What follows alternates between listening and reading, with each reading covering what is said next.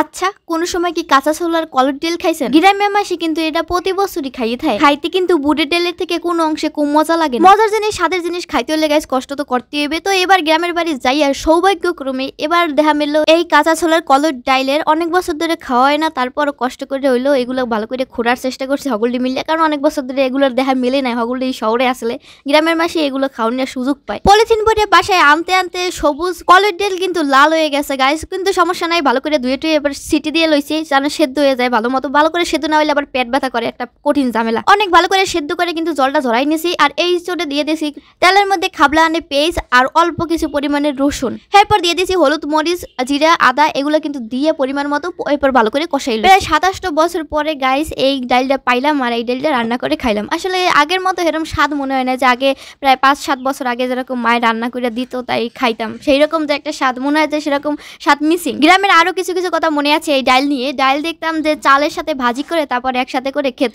ছোটবেলা আমিও খেয়েছি, সেগুলোতে অল্প পেঁয়াজ দিয়ে ভাজি করা হতো, অন্য কিছু দেওয়া হতো। গাইস আমার মশলা কষানো কিন্তু একদম ঠিক মতো হয়ে গেছে আর আমি দিয়ে দিয়েছি একটুখানি ঘ্রাণ বোম্বাই মরিচ, এগুলো দিলে মনে হয় যে আরো রান্নার স্বাদ বেড়ে যায়। তারপর কিন্তু সেদ্ধ করা ডালগুলো দিয়ে দিলাম, তারপরে ভালো করে কষিয়ে একটু পরিমাণে জল দিয়ে কিন্তু আমি ঢেকে দিয়েছিলাম। আর ঢাকার পরে ঝোলটা যে মাখা মাখা অবস্থা হয়ে আসছে তখন কিন্তু নামিয়ে নিয়েছি। আর নামানোর আগে গাইস চিনি লবণ দারচিনি আর তেজপাতা কিন্তু অবশ্যই দিয়েছি। আর দিয়ে দিয়েছিলাম ভাতের ভিতরে একটা সেদ্ধ করেছিলাম একটা আলু, সেই আলুটা কিন্তু ফেটিয়ে দিয়েছি যাতে একদম মাখো মাখো হয়। আলুটা দিলে কি হয় যে গ্রেভিটা বেড়ে যায় আর খেতে বেশি মজা লাগে। মোরা এই কলের ডালের কিন্তু খেসারি ডালও কই থাই। আম্মের আঞ্চলিক ভাষায় কি কারণ মোরা কিন্তু কমেন্ট করে জানাইতে বলবেন না।